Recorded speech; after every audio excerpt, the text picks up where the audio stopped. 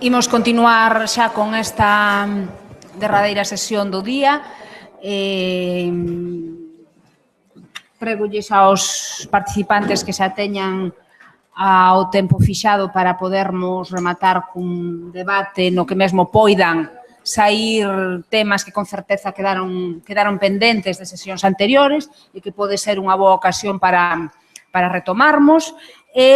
Non me vou deter a presentar ás persoas que me acompañan na mesa, porque seguro que as coñecedes pois mellor que a min mesmo. Está Concha Costas, de longa traxectoria como ensinante, foi presidenta da Mesa Normalización Lingüística e leva anos moi comprometida co fomento da lectura na comarca onde vive. E nestes intres está, sobre todo, moi centrada no labor que desenvolve en Espazo Lectura. Da experiencia de Espazo Lectura nos vai falar. Repararedes en que a xornada está organizada como con dúas sesións máis ben, diríamos, teóricas, que foron a primeira da mañá e a primeira da tarde, e outras dúas sesións máis centradas en experiencias ou en experiencias aplicadas, diríamos, que son tamén pois, a segunda sesión da mañá e esta segunda sesión da tarde. Non? Polo tanto, esta é un pouco a idea. Compartirmos experiencias de animación á lectura dende distintos ámbitos. A miña dereita, Francisco Castro, que é o responsable do Departamento de Novos Proxectos da Editorial Galaxia, pero seguramente tamén moi ou máis coñecido como escritor. A parte estivo á fronte de Gálix durante moito tempo, cunha presenza tamén moi activa nas redes sociais, moi activo tamén impartindo obradoiros literarios e, polo tanto, Francisco nos vai falar un pouco destas súas, porque non é reducible a súa actividade a unha única experiencia, vai nos falar un pouco de toda esta de todo este mundo da promoción e da divulgación da lectura. E xa para rematar, a miña esquerda, que tamén o coñeceredes seguramente, a Paco Díaz, que é asesor de formación do ámbito lingüístico de Pontevedra en concreto e, polo tanto, unha persoa que nos vai falar xa máis propiamente destas experiencias no ámbito do ensino e cun obxectivo, digamos, máis especificamente pedagóxico. Agradezolles moito que estiveran non só agora aquí para intervir, senón que partillaron connosco esta xornada. Deixolles a palabra a Concha Costas. Gracias. Boa tarde a todas e a todos. Grazas ao Consello da Cultura Galega por contar co proxecto de Espazo Lectura para achegarose aquí o noso modesto pero ilusionante e ilusionado gran tarea no que é o traballo do fomento da lectura. Espazo Lectura non é un proxecto escolar, aínda que compartimos moitos obxectivos e moitas estrategias co traballo que se fai desde as aulas. Algúns de nós, non todos, pero algúns dos que participamos no proxecto somos docentes, procedemos desa escola. Eu mesma formeime nesto grazas á miña responsabilidade como responsable dunha biblioteca escolar dentro do proxecto do Plan de Mellora de Bibliotecas Escolares que coordina Cristina e Pilar, que nos acompañan por aquí, que para min foi fundamental na miña formación e na definición de moitas cousas que roldan na cabeza e que vas perfilando a medida que avanzas en experiencias, compartes con os compañeiros que dentro dese mesmo proxecto teñen moitas cousas que contar, non? E un pouco o que vou presentar é esa experiencia que desenvolvemos en Gondomar, no Valmiñor, que xa digo, sin ser escolar, sempre estivo moi en contacto cos centros de ensino da zona. Nos temos unha relación moi estreita cos colexios da zona e cos institutos da zona, sobre todo cos 15 colexios e institutos que son socios protectores da nosa asociación. Pero mantivemos desde un principio un pouco a idea de que o noso proxecto quería ser outra cousa, quería ser complementario dese traballo necesario e imprescindible que hai que facer de fomento da literatura, de dinamización da lectura desde os centros escolares, pero tivemos claro desde un principio, e utilizamos un pouco o termo de desacademizar a lectura, non? Queríamos facer a aposta da sociedade, é dicir, queríamos crear un espazo no que a xente desde a sociedade civil, pois a implicarse activamente no necesario traballo que tamén temos, sobre todo nas actividades infantís, verédelo, a implicación das familias é moi importante. E nós sempre tivemos moi claro que non podemos delegar na escola todo o traballo de fomento da lectura, que temos que asumir como nais e pais que somos nas actividades infantís e no traballo cos nosos fillos o noso papel e asumilo de xeito activo, con ilusión, compartindo e disfrutando, non? E un pouco con ese obxectivo, pois naceu o proxecto, as primeiras actividades nacen no ano 2006, o proxecto como tal constituímoslo no ano 2008, tentando achegarnos á lectura desde diferentes perspectivas, algunhas deles coincidentes co traballo que se fai desde os centros de ensino, pero focalizando sobre todo na lectura como actividade de ocio, de socialización, de relación entre as persoas, a lectura como instrumento para o fortalecemento dos afectos, das relacións humanas, é dicir, as nosas actividades inclúen sempre pois, moita componente de compartir, bueno, pues un pouco de crear tamén espazos de socialización alrededor dos libros, tanto para os adultos, que atopan nelas persoas coas que compartir inquietudes e experiencias, tamén para os nenos, é dicir, igual que teñen amigos do baloncesto ou teñen amigos do colexio, pois tamén teñen amigos do club de lectura, teñen amigos do contos, non? É dicir, que a experiencia fose un pouco tamén espazo de socialización. Logo, a lectura como eixo de enriquecemento persoal, creemos que é algo que tamén é moi importante no noso proxecto, é dicir que xa veredes logo cando presente as actividades, é un proxecto aberto no que cada quen se implica na medida en que quere, pode ir simplemente como asistente, pero tamén pode participar contando, coordinando, aportando o que poida ou o que lle apeteza. E as persoas que participan nel sempre agradeceron esas portas abertas porque din que lles produce pues, moito enriquecemento persoal, esa posibilidade de ofrecer, non só de recibir, de compartir. Para os nenos tamén é moi estimulante que os seus pais conten para os demais, que teñan un papel activo e que socialicemos e nos visibilicemos como sociedade lectora e como sociedade activa no ámbito da lectura, non? Entón, creemos que esa dimensión é importante.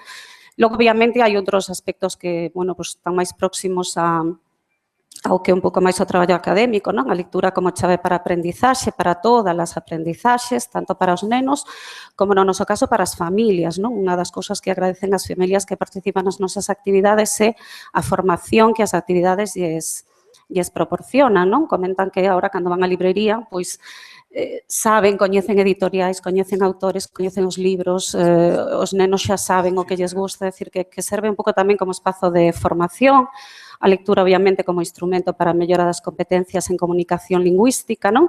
E logo xa a nivel así un pouco máis conxunto de sociedade, interésanos moito tamén proxectar ali na nosa comarca a lectura como estrategia de riqueza de promoción social. E nese sentido, pois, fixemos un esforzo por implicar o Concello e porque o noso Concello entenda que apostar pola lectura e significar a Gondomar como vila da lectura e como vila que aposta polas actividades culturais é un valor e que, bueno, pois nós xa que estamos ali no Valmiñor ao lado dos concellos que teñen así unhas praias fantásticas que nós non temos, pois apostar por outro tipo de oferta cultural pode ser tamén unha ferramenta que beneficia a vila, non? As nosas actividades, ven moita xente de Vigo e de outros concellos da zona que se desplazan precisamente por esa oferta, non? E nos queremos que tamén a nosa vila entenda que esa é unha aposta interesante tamén desde o punto de vista económico e desde o punto de vista de proxección exterior, non? E por último, que foi así como un beneficio colateral, digamos, non? Aínda que o proxecto non ten dentro dos seus obxectivos a promoción directa do idioma, resultou tremendamente gratificante. Nos tivemos claros desde un principio que as actividades todas se ian desenvolver en galego e promocionando o libro en galego e feito en Galicia como achega tamén nosa proxección da nosa cultura e da nosa lingua, e moitas familias nos comentan que ter ese espazo de comunicación en galego fortaleceu moito o uso do idioma tanto entre os nenos como nas relacións familiares, non? O cal para nós pois tamén resulta moi gratificante. Con todos eses obxectivos nos desenvolvemos desde que comezou o proxecto progresivamente actividades que foron completando unha programación que agora mesmo ten 12 actividades estables ao mes, 2 semanais, o Contomar, que é un contacontos que facemos todos os luns na Biblioteca Municipal desde hai 10 anos, as sesións de dinamización da Casa da Lectura todos os mércores. Logo temos 5 actividades mensuais, o Club de Lectura Compartida Lendo Contigo, que para nenos de 7 a 11 anos e as súas familias. o Sete Vidas e o Lecturas debuxadas, que son 2 clubs de lectura, un de narrativa e outro de banda deseñada para adultos, e as 2 incorporacións máis recentes desde o 2012, Contos en Cueiros, que é unha actividade de achegamento á lectura para bebés de 0 a 3 anos e as súas familias, e o Comandolé, que foi a última que incorporamos, porque era así o tramo de idade un pouco máis complicado, non? Que para rapaces e rapazas de 12 a 15, fundamentalmente. Esta programación estable complementase con outras actividades de carácter anual ou máis esporádicas, como dar de ler como quen dá de beber, a noite na biblioteca, bueno, outras actividades que vos vou presentar agora, non? Paso agora así moi rapidamente, así con algunhas imaxes a mostrarvos o que facemos ali en Gondomar e logo rematarei cunha reflexión dos que cremos nós que son pois os puntos fortes do proxecto, os débiles, que tamén os hai, non os vou contar, porque os intentamos ir solucionando a medida que vamos adquirindo experiencia e vamos reflexionando sobre o que facemos. Espazo Lectura ten un consello operativo que se reúne 2 veces ao ano para avaliar, para reflexionar, para reconducir, para innovar e nese foro pois vamos intentando darlle saídas, dificultades que tamén as hai que van aparecendo, non? A actividade fundacional do proxecto é o Contomar, ese contacontos que se fai desde hai casi 10 anos na Biblioteca Municipal. Aquí tedes algunhas imaxes do principio de todo, de cando comezamos. Contamos cada ano uns 150 contos con unha media de asistencia cada luns de uns 45 nenos e nenos acompañados sempre das súas familias. Unha das peculiaridades do proxecto é que lles celebramos o cumprecontos, que é algo que lles fai moita ilusión aos nenos. Cando un neno está de aniversario, pois nos avisa previamente, escolle un conto e ese día facémolo protagonista de 10 minutos da sesión en que el sae, o seu pai ou a súa nai, se quere, e se non calquera dos voluntarios do equipo, lle conta ese conto que el elexiu ou ela, e, bueno, facemos que comparta ali o seu aniversario con todos os nenos, non? Nesta actividade, desde un principio, as familias foron a peza fundamental, son as nais e os pais os que contan contos cada semana, organizados mediante 4 nais que coordinan unhas quendas, pois se vai organizando unha programación que máis ou menos está prevista un mes vista, a xente pode levar o conto, lelo con calma, preparalo, pensalo, e logo pois paso xa así algunhas imaxes desta última tempada. Como veredes, o espazo cambiou, as caras tamén, os nenos medraron moitísimo, pero a fórmula sigue sendo moi semellante. Son nais e pais que saen ali, ahora mesmo contan, nesta última tempada, contaron 45 nais e pais diferentes, que o que fan, pois, é iso, salir ali, compartir contos cos demais. Son persoas que, salvo unha pequena porcentaxe, algúns mestres da zona, pois son persoas que non teñen vinculación profesional co mundo do ensino, nin da literatura, nin de nada, pero con moito cariño e con moita ilusión, pois preparan o conto e o comparten cos demais, que algo ademais que, como vos dicía, resulta moi gratificante para os fillos, non? De vez en cando facemos algunha sesión especial, ben sexa de persoas que se dedican profesionalmente a eso, ben sexa en colaboración cos centros de ensino da zona, é dicir, os colexios de Gondomar todos os anos preparan unha sesión para o Contomar co profesorado. Últimamente, pois, estamos botando man tamén do noso Comandolé, que son os adolescentes. Moitos deles empezaron como nenos no Contomar cando eran pequeniños, e agora que os integramos no proxecto, o que estamos intentando é que eles preparen tamén sesións para os pequenos, non? É dicir, que dentro do traballo que facemos con eles está tamén preparar algunha actividade para os pequenos. Para eles é moi gratificante volver o Contomar a contar. Para os pequenos é tamén moi bonito pois que lles expliquemos que eses mozos que llevan contar contos foron antes asistentes á actividade como son eles agora, non? Fora desas sesións especiais, pois o que pasa todos os luns na Biblioteca Municipal é iso que vedes aí, nais e pais que contan, que comparten contos cos demais. Só hai 2 condicións, unha que sempre ten que haber libro, é dicir, independentemente de que cada quen prepare como queira o seu conto, o libro ten que estar presente, porque nós temos moi claro que facemos fomento da lectura, que queremos que os nenos vexan que os libros están de aí, que esas historias que lles contamos saen dos libros, que queiran leválos en préstamo despois, que queiran, a libreira sempre nos conta, esta semana contastes tal, non? Que viñeron por aquí a preguntar, decir, que sirva para que tire de que eles logo busquen eses libros, non? E a segunda condición é que ten que ser en galego, independentemente de que o libro que utilicen estea en galego ou non, que maioritariamente está. Se traen algún outro material que non estea, pois sempre se fai o traballo de volcalo a nosa lingua. Ademais do Contomar está a Casa da Lectura, que é unha antiga escola unitaria que estaba en desuso e que mediante un acordo con un colexio co Concello, pois ocupamos a finais do ano 2008, pintámola, preparámola, inaugurámola en maio do 2009 e a partir de aí funcionou ata hoxe como biblioteca, por un lado, facemos servizo de préstamos, fondos están catalogados co programa MEIGA dentro da Rede de Bibliotecas de Galicia e cada semana, os mércores á tarde, abrimos 2 horas, atendemos o servizo de préstamo e faise sempre unha sesión de dinamización lectora. Para non repetir a fórmula do Contomar, o Contomar é pequeno, moitos nenos repiten, o luns nun sitio, os mércores noutro, pois pensamos en darlle outro enfoque ás sesións que se fan aquí. O que facemos aquí é sempre traballar a partir de un conto, 2 contos, poemas, e logo propónselles a partir de aí un obradoiro que nos axude a que vexan que os libros abren portas a outras aprendizaxes, a outros coñecementos, a outras experiencias, pode ser de expresión plástica, poden ser xogos, pode ser expresión corporal, pode ser algo de música. É dicir, procuramos que os libros nos sirvan como punto de partida para outras cousas. Aquí a fórmula é diferente, cada tarde se encarga unha persoa, no Contomar son 4 ou 5 persoas diferentes cada luns, aquí é unha persoa que se encarga da sesión, hai un equipo de voluntariado, maioritariamente nais e pais tamén, aínda que algúns profesores da zona tamén colaboran. Aquí, por exemplo, convertemos o espazo nun restaurante, contamos contos que tiñan algún elemento de comida e logo fixemos unha merenda. Ás veces temos sesións especiais tamén, neste caso o Brincabai de Paco Nogueiras, pero habitualmente son persoas voluntarias que cada semana se encargan de levar adiante a sesión con esa proposta de obradoiro que creemos que, por un lado, enriquece, por outro lado, contribúe a eso que decíamos antes da creación dos afectos. Nas nosas actividades nunca os nenos poden quedar sós, as familias nunca se poden ir, é dicir que non é deixo o neno e marcho, senón que nos traballamos cas familias, que é un espazo para compartir, para que disfruten xuntos. Nós non somos monitores, somos voluntarios, é dicir, somos un equipo de 25 persoas que facemos con toda a ilusión e con todo o cariño, pero que non somos monitores de ninguén, entón que é un espazo e unha actividade para compartir.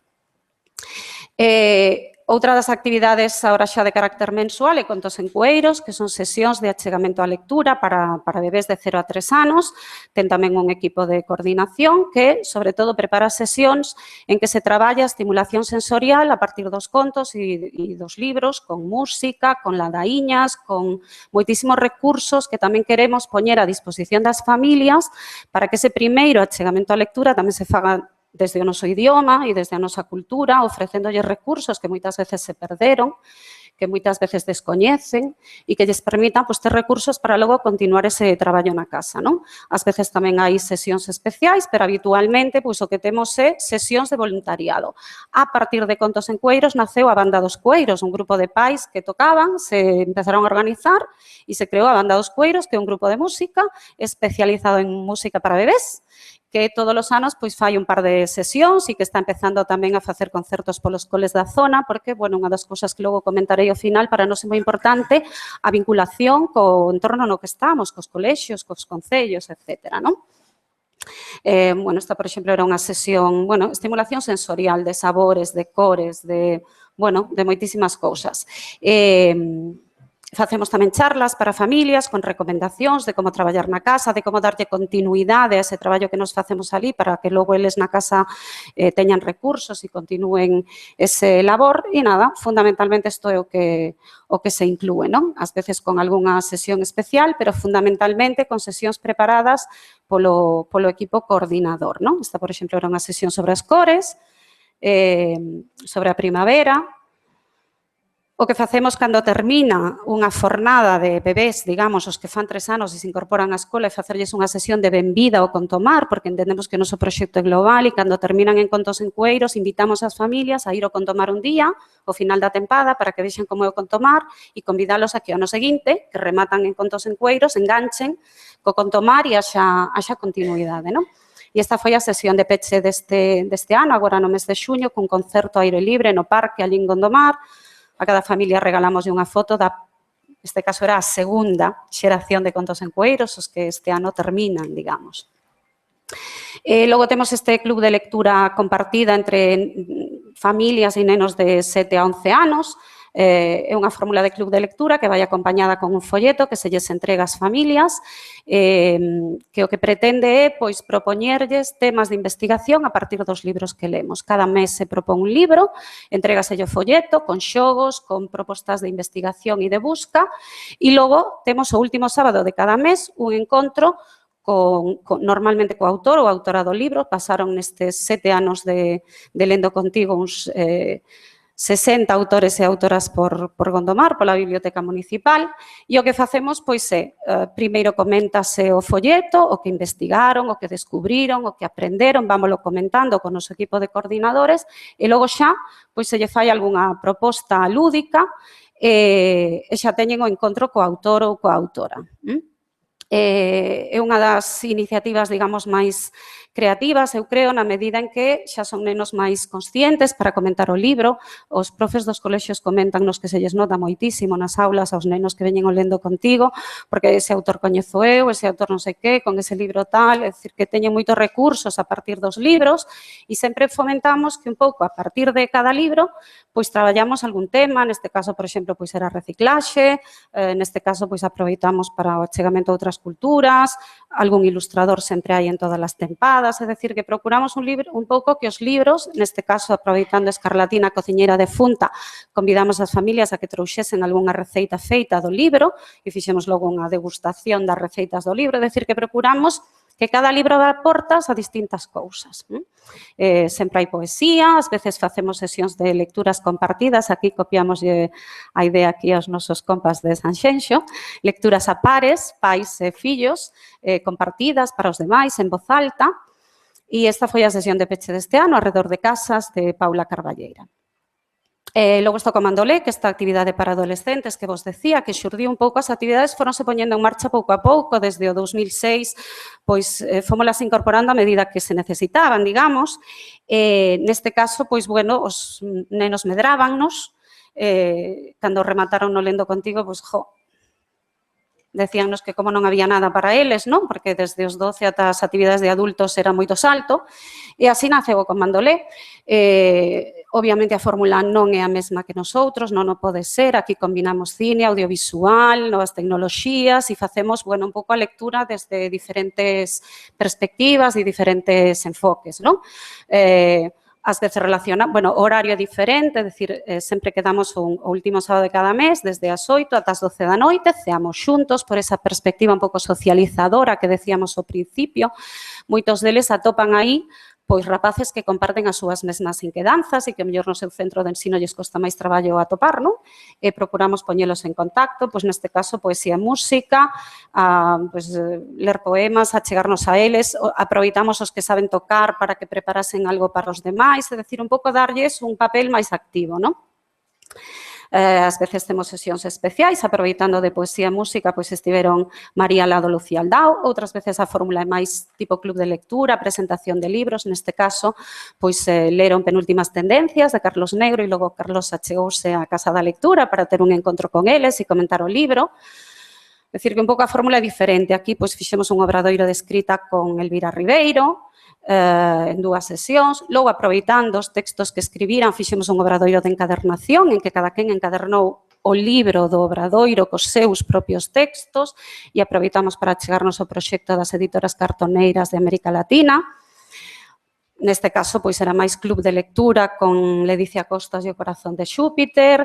Neste caso, era un xogo de pistas bibliográficas, un pouco para adestrar como se busca nunha biblioteca determinados elementos do libro, pero con un xogo de pistas, incluso por fora da finca. E o que vos decía antes, estamos intentando implicalos en que eles preparen actividades para os pequenos. Este ano encargaronse de facer 2 sesións do Contomar, a que vimos antes e esta, e encargáronse tamén de preparar a noite na biblioteca que, a ver se me dá tempo, mostrarei en 2 minutos e remato. Bueno, logo temos actividades de adultos, vou nas pasar así rápido, son fórmula club de lectura, hai un de narrativa, que este que estamos vendo, propónse cada mes un libro, e o que facemos pois, é ter primeiro unha primeira parte da sesión en que están só os membros do club e comentan o libro, e despois, na segunda parte, de 8 a 9 están eles sós, e a partir das 9 se incorpora o autor, a autora, o tradutor, a tradutora, depende un pouco da proposta que sexa, non? Ás veces complementamos con algunha saída, e procuramos tamén que os lectores adultos se acheguen á riqueza da nosa literatura e dos nosos autores e autoras e que coñezan a produción editorial e literaria do noso país e teñan esas referencias, non? E logo temos un club de cómic, vou ir rápido, coa mesma fórmula, pero banda deseñada, vale? Tamén procuramos que pasen por Gondomar pois os principais ilustradores, autores de banda deseñada, proxectos editoriais que están pois, por aí adiante apostando forte, facemos saídas a librerías especializadas en banda deseñada, ou neste caso Garaxe Hermético, non? Bueno, pois un pouco a fórmula de club de lectura. Estas actividades, que son as estables, as semanais e as mensuais, complementanse con outras propostas máis esporádicas ou de periodicidade anual, non? Habitualmente facemos todos os anos unha actividade para os centros de ensino da zona, porque son socios protectores, porque distribúen a nosa información todos os meses a todas as familias nas mochilas e un pouco como agradecemento e como colaboración, pois facemos sempre unha actividade para eles, por exemplo, neste caso, a Rosalía Pequeniña nesa proposta de Galaxia da que se falou antes, con un concerto de Uxía. Todos os anos, alrededor do Día do Libro, organizamos o Dar de Ler como quen dá de beber, que é unha maratón de lecturas en voz alta, en que cada quen escolle un libro para compartir cos demais e durante 3 horas, pois cada quen lee o seu anaquiño e nos lle regalamos a todo o mundo a listaxe de todos os libros para que saian de ali con lecturas que lle resultaron atractivas, non? Faise sempre nun local público, o do ano pasado, por exemplo, aí tedes na Tapería Ardora, este ano foi no Café Cake, en anos anteriores fixémolo no Mercado do Peixe, por exemplo, un ano, levar a lectura a espazos que habitualmente non están en contacto coa lectura como unha forma de achegar, non? Logo esta noite na biblioteca, todos os anos, este ano fixemos a 8ª, todos os anos quedamos a dormir, cos nenos que ao longo do ano participan nas nosas actividades, quedamos a dormir na biblioteca municipal, facemos actividades durante non toda a noite, pero casi. Este ano encargáronse os mozos e mozas do Comando Lé, os adolescentes, de preparar as actividades para os pequenos, vale? Foi unha noite pirata, decoraron a biblioteca e sacamos mobiliario, metemos colchonetas, decoraron a biblioteca como un barco pirata, fixeronlles xogos, lecturas de contos, de poemas, é dicir, un montón de actividades relacionadas con literatura de temática pirata. Contamos co espectáculo dos Quinquilláns, porque Salgada Auga do Mar. Bueno, pois eles leronlles contos, bueno, fixeron moitas actividades, hai tempo para a lectura individual tamén, é dicir, é unha noite moi divertida. Por último, e xa remato, pois está a Fogueira dos Versos, que é a actividade coa que pechamos toda a programación a noite de San Xoán. Tomamos de aí prestado a Antonio García Teijeiro ese título e facemos unha fogueira de San Xoán na que nos reunimos para ler poemas, queimalos e despedir a tempada, non? Normalmente contamos cun espectáculo, este ano foi Magín Blanco, e o que se fai é poñer poemas, como vedes ao lado temos un campo de millo fantástico, poñemos os poemas, a xente escolle, lee, e logo queimanse. Pecho con eso que vos decía, perdón polo que levo aí 5 minutos pillados, cunha pequena avaliación do que nós, modestamente, desde a nosa experiencia, consideramos que son os puntos fortes do proxecto, non? Creemos que foi positivo que conseguísemos construir un proxecto global que inclúe actividades moi diferentes para todas as idades en Gondomar, é dicir, hai moitísimas familias e moita xente participando no proxecto, que conseguísemos consolidar un equipo de voluntariado que non ten a priori, ou na maioría dos casos, formación relacionada co mundo da lectura e que conseguiu atopar o seu sitio e participar cada quen desde a súa sensibilidade e desde a súa formación. Creemos que foi tamén un acerto que as actividades servisen, ou polo menos as familias valoran moi positivamente para difundir as novidades editoriais en galego, é dicir, que o que nos comentan é iso, que lles permite descubrir moitísimos libros, contos, que cando van á librería séntense moito máis seguros e máis cómodos que antes, que non sabían moi ben, non? Pois agora coñecen editoriais, autores, etc. Creemos que tamén foi un acerto priorizar as actividades estables, dicir que son o 80% do proxecto son actividades semanais ou mensuais, que son as que realmente vinculan afectivamente co proxecto e crean hábito lector. Desde esa perspectiva que vos decía ao principio, un pouco de desacademizar, non porque teñamos nada en contra do académico, repito, mesma son profe, pero sí por complementar coa escola, non? Desde a nosa proposta máis lúdica, un pouco máis de fomentar as relacións persoais. Outro dos logros cremos foi conseguir crear esa rede estable entre familias, centros de ensino, concello, librerías, editoriais, é dicir, crear un proxecto global, conseguir traer a Gondomar moitos espectáculos, autores que participan nas actividades e que permiten que a nosa xente os coñeza, os vexa de cerca e teña referencias da nosa cultura, non? O fortalecemento do uso do idioma do que vos falaba antes, a dinamización da biblioteca municipal, que estaba bastante morta e que agora ten moita vida, moitos máis usuarios, porque de paso que a xente ven as actividades, pois leva libros. Recuperar o espazo da Casa da Lectura, ahora mesmo estamos traballando, xa se presentou un proxecto no Concello dun arquitecto que é Socionoso para convertela en Museo do Conto. Esperamos agora ir conseguindo pouco a pouco financiamento, pero o proxecto arquitectónico xa está feito. E, por último, sermos capaces, polo menos ali, no noso espazo e no noso contorno, de crear entre a xente que participa nas actividades o espírito e a sensación de que podemos ser sociedade lectora, que podemos protagonizar a nosa pequena rebelión a partir da lectura e con ese espírito pois desenvolvemos as actividades, non? Hai un par de anos, no 2012, convocamos esta sentada lectora na Alameda de Gondomar, convidamos a xente a que viñese a Alameda, se sentase e se puxese a ler para que nos visen como sociedade lectora e que levantasen as que son as nosas armas de futuro, que son os libros, a lectura, a educación, a formación, non? Con ese espírito miramos cara ao futuro e queremos que Gondomar se siga convertendo nun referente modesto pero ilusionado e creemos que feito con moito cariño e con moito entusiasmo no fomento da lectura. Grazas e perdón por estenderme.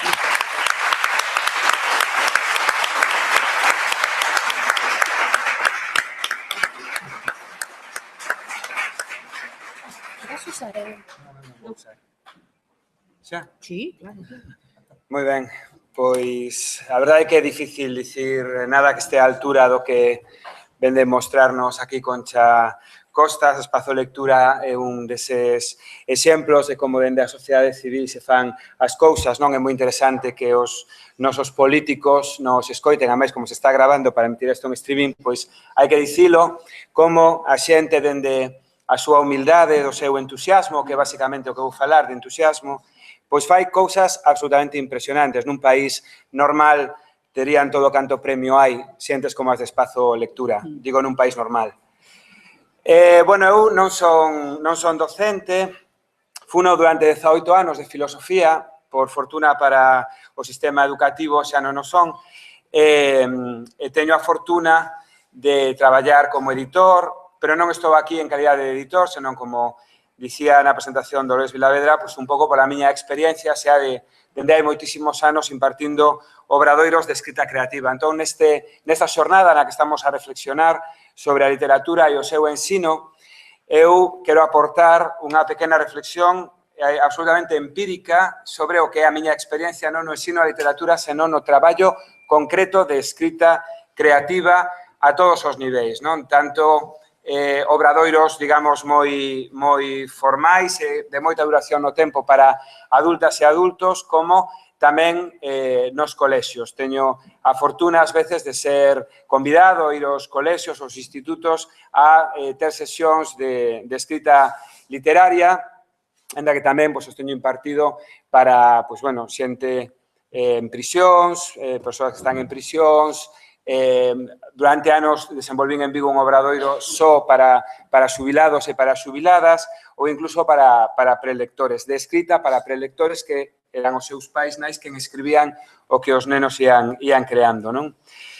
Eu, como non son docente, como non estou dese lado, pois podo dicir un pouco que me pete como creador e como persoa que vai de cando en vez os centros a facer este tipo de obradoiros.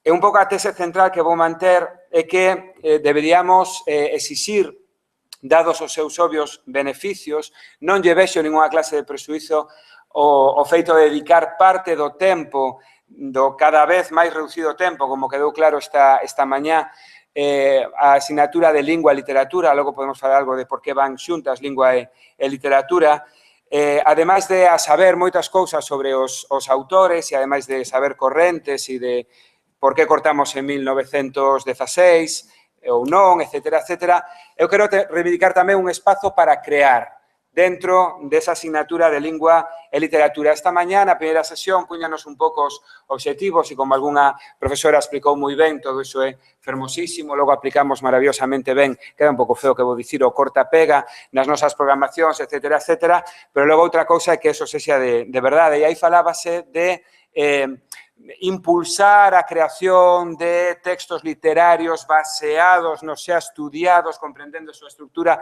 algo había, non?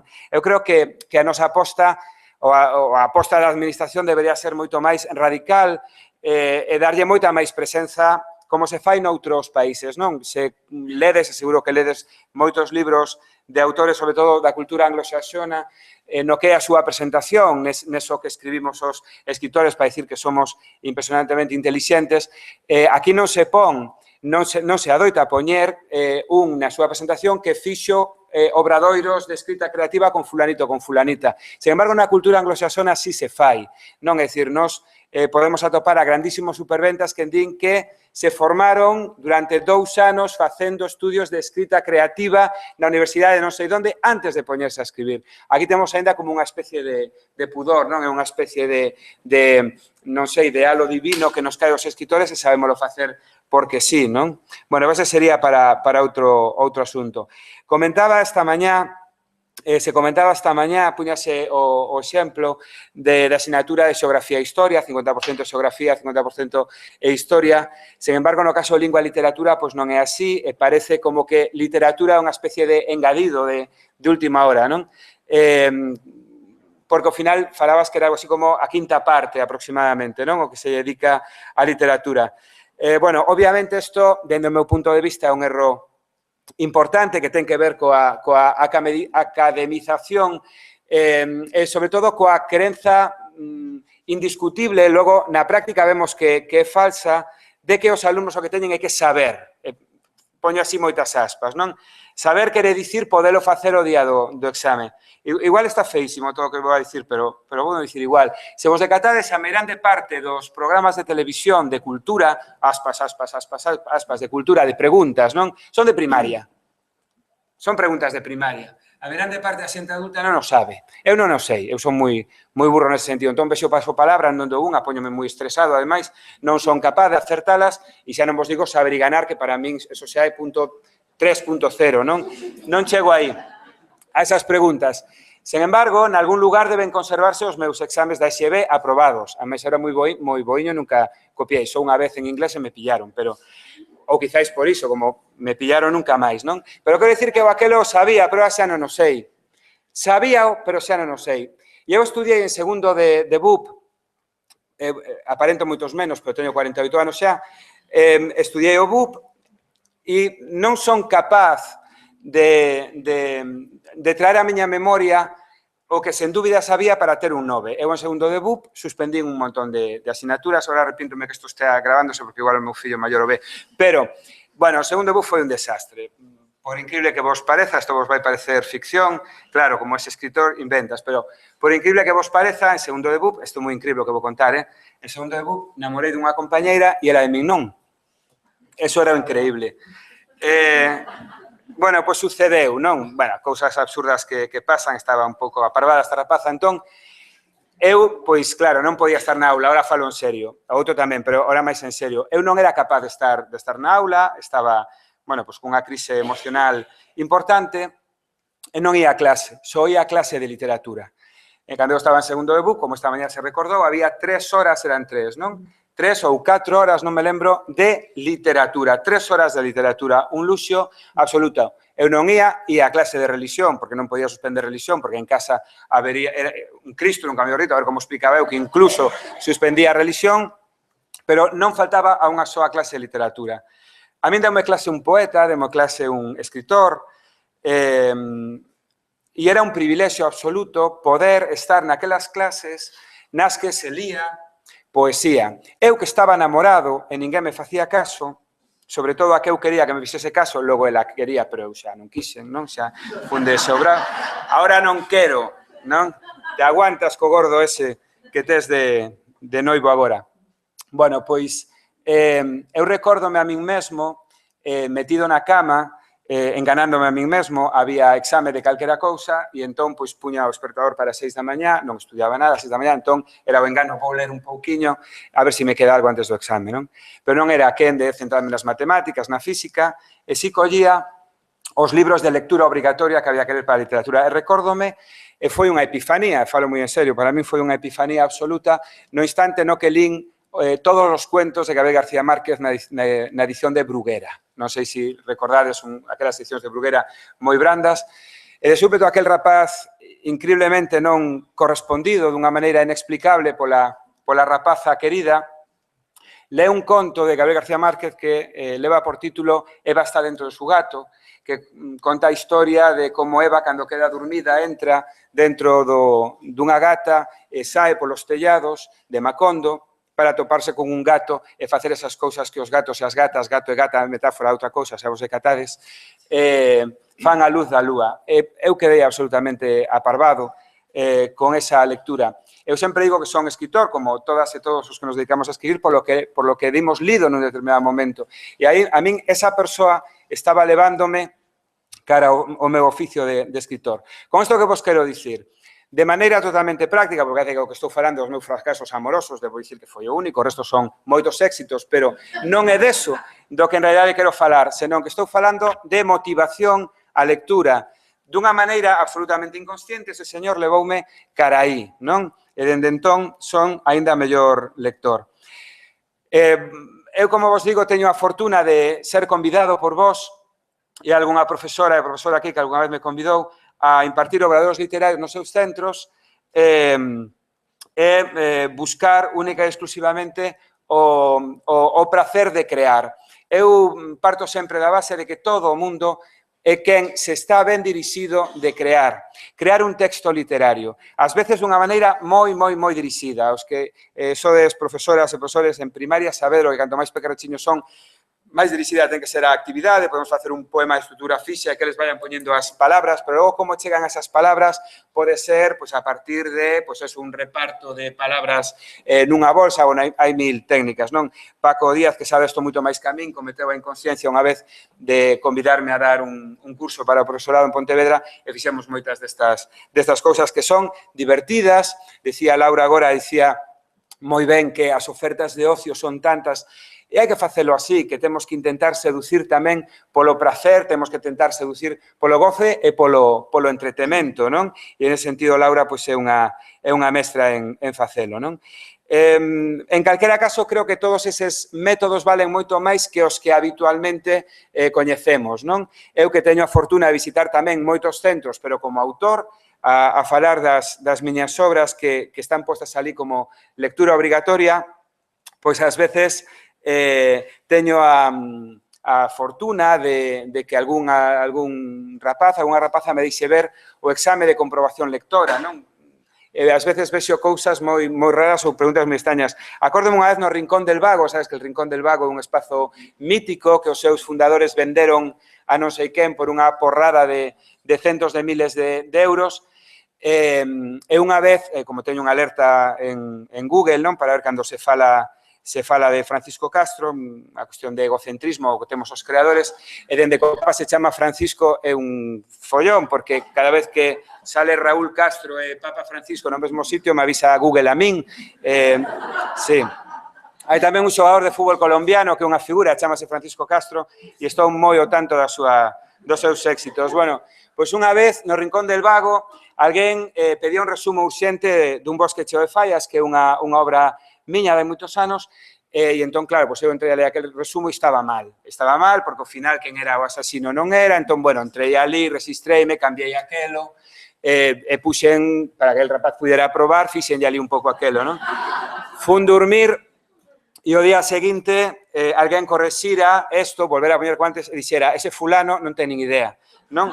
O cal, pois, é maravilloso, claro, entrei ali con un nome suposto, e eu sei que non recordaba o meu argumento. indo concretamente aos obradoiros, un libro mítico é a gramática da fantasía, non? De Rodari. Bueno, eu resumiría todo o que teño que dicir dicindo máis fantasía e menos gramática. E casi podía parar aquí, non?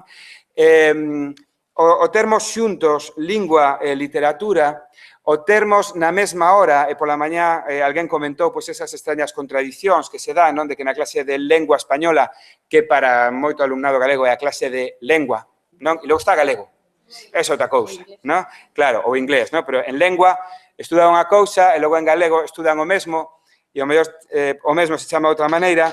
Non sei até que punto lingua e literatura teñen que compartir espazos. Eu creo que era moito mellor cando eu estaba en segundo de BUP e tiña ese privilexio de ter tantísimas horas de literatura. Isto nos leva ao problema de por que facer obradoiros, por que facerlle caso ao calvo este que di que debería ter máis presenza a creación literaria na aula cando vivimos nunha sociedade que di que os rapaces e as rapazas teñen que estudiar aquilo que vale para algo. Entón, claro, que vale para algo, non? Ti que dices a teu pai que queres ser escritora ou escritor, e das un disgusto. Eso para que vale, non? E, bueno, se a máis queres escribir en galego, estás moi aparvado, non? E a máis escribes en galego. Bueno, pois, para que vale? A sociedade non entende para o que vale. Como falábamos no xantar, os que nos fomos xuntos a xantar, saímos cun micro aí a rúa, preguntamos a xente, vostede quere que a súa filla sexa lectora? Quere que o seu fillo sexa lector? E vai dicir que sí, salvo que leamos co parvo da Praza Obradoiro, ese en concreto, pero a meirande parte da xente di que sí, non? Dice, vostede quere que os seus fillos sexan honrados? Sí. Vostede é honrado? Sí. Logo, pois resulta que eres un señor que desvía os cartos a non sei onde. Pero, en principio, todos entendemos que ser lector, que ser lectora é algo positivo. Sen embargo, o debate da sociedade é que hai que estudar aquelas cousas que valgan para algo. Por eso, esta mañá se falaba esas cousas de espírito emprendedor. É maravilloso, non? Hai que formar o alumnado en espírito emprendedor ou esa especie de asignatura non de economía, senón lembrarse de atrás con un debate sobre que tiñan que aprender todo iso para saber cando un produto bancario, non? Si é correcto, si non, sen dúbida, son moito máis importante que coñecer onde cae Macondo, que non é importante que nin nos mapas ven, sequera, non? Ven nos mapas importantes. Remato, por que creo que é importante os obradoiros literarios, os obradoiros de escrita creativa no contexto escolar? Bueno, pois en primeiro lugar, porque fomenta algo moi importante, que é a autoestima dos que participan. Un bo conductor dun obradoiro, alguén que saiba moi ben como facelo, consigue que até o máis langrán, que até o alumno ou alumna que menos interese nada, pero a literatura menos que nada, sexa quen de facer un texto fermoso, un texto poético. Está aquí Carlos Negro, que é un gran poeta e amigo, é unha persoa que o fai moi ben, por exemplo. E seguramente poderá refrendar o que estou dicindo de que de súpeto persoas que non sospeitaríamos que son quen de facer un produto estético, pois collen e o fan. Nese momento é onde entramos nós para, bueno, dicir cunha linguaxe moi pouco pedagóxica, levantarles la paletilla. É dicir, celebrar eso que están facendo. Unha das miñas experiencias máis agradables foi no Centro Penitenciario da Lama, impartindo un obradoiro de poesía para reclusas e reclusos. Despois de estar 3-4 horas traballando pola tarde, con poesía, con xente que, unha, dúas persoas que tiñan unha certa inquedanza literaria, máis que literaria lectora, pois estaban ali pois porque os días ali son moi longos e é unha actividade distinta. Unha das maiores experiencias foi escoitar a directora da aula do cárcere dicirme que se non era Philippe, era François ou Denis, era un recluso francés, era a primeira vez que sorrira en 5 anos que levaba ali, que sorrira despois de que eu dixera que o seu texto era tan altamente erótico que calquera muller se derretiría se yo dixera oído. Non dixei unha barbaridade así, e o fulano sorriu. Bueno, sentíase moi importante. E preguntou se esas follas logo podían, preguntou a directora, podo quedar con isto? É que tiña que pedir permiso, non? Bueno, pois estaba ali o seu poema, que era un poema moi dirixido, prácticamente só había que saber escribir e pouco máis e eles incorporar algo da súa colleita, non? Bueno, pois eso é un dos primeiros valores obxectivos, levantar a autoestima. En xeral, vou dicir outra burrada, o sistema educativo occidental busca, de alguna maneira, a anulación do eu. Menuda burrada que acabo de decir.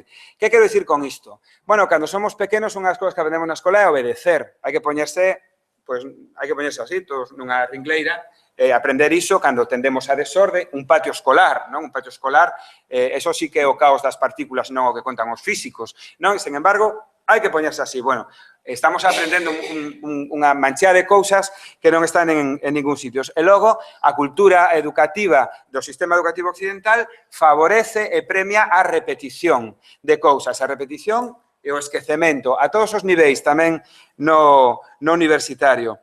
Unha experiencia de escrita creativa é unha experiencia non de anulación do eu, senón de demostración do eu, do que ti tes que poñer aí, de quen es ti. As que escribimos, os que escribimos sempre, dame un pouco de cousa decir isto diante do Dores Vilavedra, pero eu creo que todos os que escribimos, estamos sempre facendo literatura autobiográfica. Hagas en sistemas editoriais como o estadounidense, que alguén te pide que escribas 50 sombras de Grey e vas e o escribes. Pero esa é outra historia, non? Noutro tipo de construtos literarios, pois un está aí, por iso cando un leva unha chea de libros, decátase de que está escribindo sempre o mesmo. A min pásame, cando empezo unha nova novela, digo, esta vai ser distinta a todas, cando veo 20 páginas, digo, outra vez, non? Estou aquí escribindo o mesmo. Bueno, pois, nun exercicio de escrita creativa, estando eles máis relaxados, sabendo que non é unha actividade avaliable, ou sí pode ser avaliable, pero habría que decidir como, non polo menos avaliable no sentido máis tradicional, bueno, pois esa relaxación, ese permitir mostrarme, fai que realmente poida abrollar a beleza, nos celebramos esa produción e, lóxicamente, eles síntense moito mellor, non? No caso concreto da escrita literaria, da práctica da literatura, da produción de literatura, estamos axudando a facer cidadáns máis libres e máis críticos, porque non están repetindo, non están asumindo o que teñen que aprender, o están poñendo, senón que están creando. E esa é unha actitude política. Esa é unha actitude radicalmente política. A literatura é unha cousa moi política. É unha actividade absolutamente política. Un escritor está imaginando outro mundo. Empezamos por aí. Un escritor imagina outro mundo.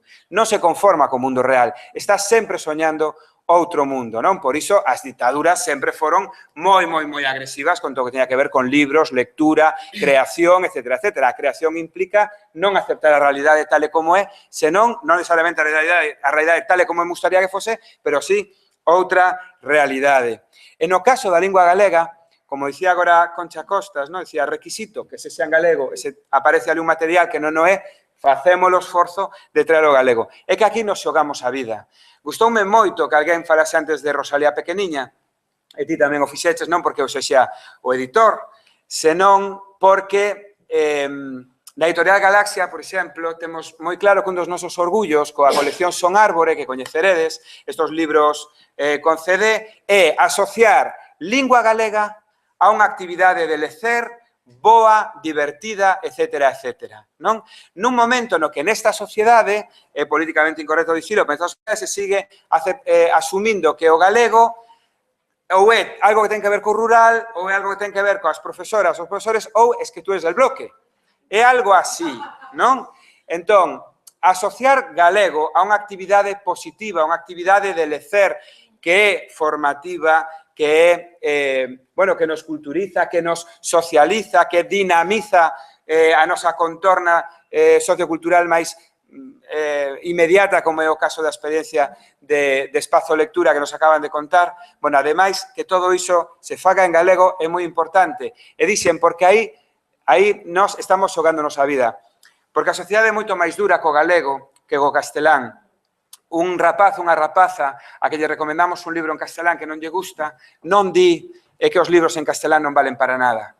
Sen embargo, si hai quen pode dicir, porque un libro en galego, ou os levades ao teatro a ver unha obra en galego, e ese día é unha mala función ou é directamente inaturable. A lectura que máis dunha persoa chea de presuizos fai é que o teatro en galego é, non, será esa obra en concreto. Aí xogámonos a vida. Os editores, en xeral, teñen que ter unha responsabilidade infinita con todo o que publican, salvo noutros sistemas editoriais que ti aí colles e publicas para facer un gran bestseller e vender un montón, e logo eso é literatura lixo, literatura tetrabric. Pero noutro tipo de edición máis consciente, en cada libro que decide editar xogas a vida. No caso do galego xogámonos a vida moito máis. Temos que acertar sempre ou case sempre. Propostas de futuro, integrar isto, pero integralo de verdade dentro da asignatura, xa que non hai máis remedio, chamase lingua e literatura. Como se dixo esta mañá, formar o profesorado para que poida facer como é debido, reclamouse aquí pola mañá.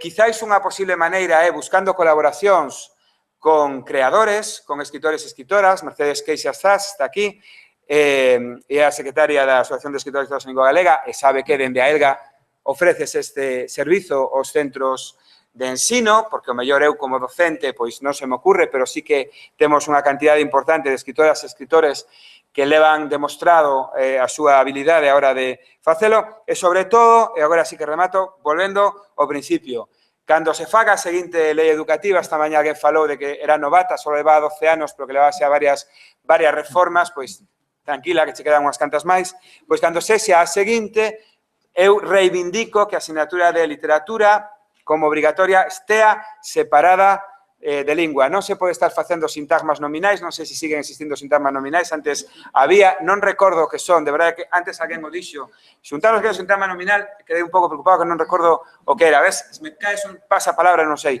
Sen embargo, leo a García Márquez, non? A outra parte si funcionou. Reivindicar a separación entre lingua e literatura, aínda que só sexa para que o día de mañá alguén que incomprensiblemente, pese aos seus objetivos atractivos, sexa rexeitado, atope algo de consolo en vos, escritores e escritoras. Moitas gracias.